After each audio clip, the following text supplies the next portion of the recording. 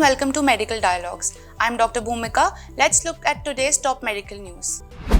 Clinical trial finds two common surgical approaches equally effective for managing trachomatous trichiasis. A comparison of three surgical techniques in patients with trachomatous trichiasis showed that bilamellar tarsal rotation at 3 mm incision height and posterior lamellar tarsal rotation are equally effective in treating the condition with no difference in postoperative trichiasis. The study published in PLOS Neglected Tropical Diseases was supported by the National Eye Institute, part of NIH. Trachomatous trichiasis, a potentially blinding condition where invert turned eyelashes scratch the front of the eye, can successfully be treated by either of the two most common types of eyelid surgery. According to findings from a large comparison trial funded by the National Institute of Health, some studies have reported postoperative trichiasis rates of 30% or higher for patients with trachomatous trichiasis following surgery, and repeat surgeries are more difficult, said Emily Gober, PhD, University of North Carolina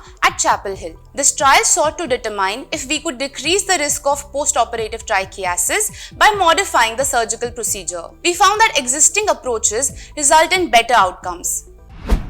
Study finds casual blood glucose test misses 70% of gestational diabetes cases. A study conducted at the Kobe University reveals that 70% of the cases get unnoticed when casual blood sugar levels were measured to evaluate gestational diabetes. The authors suggest that a more reliable test like glucose tolerance test should be used for screening the same. The results published in the Journal of Diabetes Investigation showed that out of 99 women who in the end were diagnosed with gestational diabetes mellitus, 71.7% had blood sugar levels in their first blood sample that would have resulted in a negative diagnosis. Tomimoto, a graduate student at the Kobe University, explains, although there have been studies showing that the casual blood glucose test is less sensitive than others, no studies have directly compared the results in the same individuals. Our study confirmed that this screening method, which is widely used in practice, frequently misses the condition it is meant to detect. To see how widespread this issue is, the team also conducted a survey amongst healthcare facilities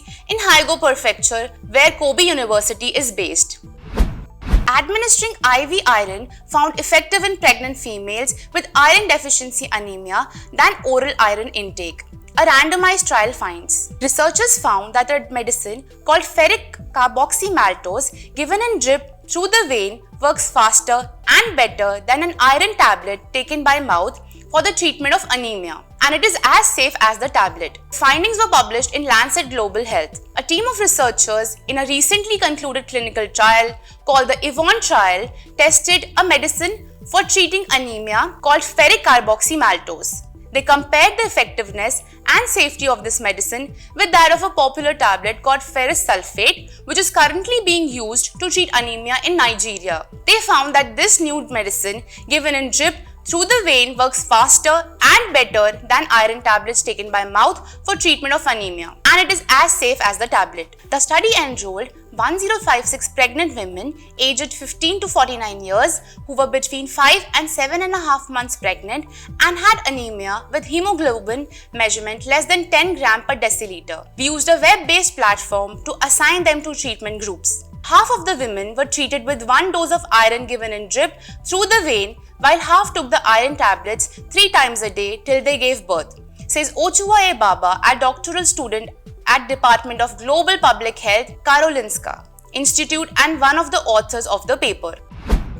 Systematic review finds triptans outperform newer expensive migraine drugs. Some triptans are a more effective treatment for acute migraines than newer, more expensive drugs, finds an analysis of the latest evidence published by the BMJ. The findings show that 4 triptans, Elatriptan, Rizatriptan, Sumatriptan and Zolmitriptan were better at relieving migraine pain than the recently marketed and more expensive drugs Lasmitidine, Remegipant and Ubrogipant, which were comparable to paracetamol and most anti-inflammatory painkillers. The researchers argue that triptans are currently widely underused and say access to the most effective triptans should be promoted globally and internationally, guidelines updated accordingly. The researchers trawled scientific databases to identify randomized controlled trials published up to 24 June 2023 that compared licensed oral drugs for treatment of acute migraines in adults. A total of 137 randomized controlled trials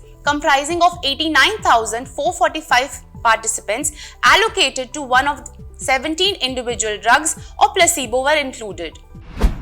Clinical trial finds bone marrow cancer drugs effective in managing rare blood disorder. A clinical trial supported by the National Institute of Health was stopped early after researchers found sufficient evidence that a drug used to treat bone marrow cancer and Kaposi sarcoma is safe and effective in treating hereditary hemorrhagic telangiectasia, a rare bleeding disorder that affects 1 in 5,000 people worldwide. The trial results, which were published in the New England Journal of Medicine, detail how patients with hereditary hemorrhagic telangiectasia given the drug called pomalidomide experienced a significant reduction in the severity of nosebleeds, needed fewer of the blood transfusions and iron infusions that hereditary hemorrhagic telangiectasia often demands, and showed improved quality of life. Finding a therapeutic agent that works in a rare disorder is highly uncommon. So this is a real success story, said Andrzej Kinzelski, MD PhD of NIH's National Heart, Lung and Blood Institute. Before our trial,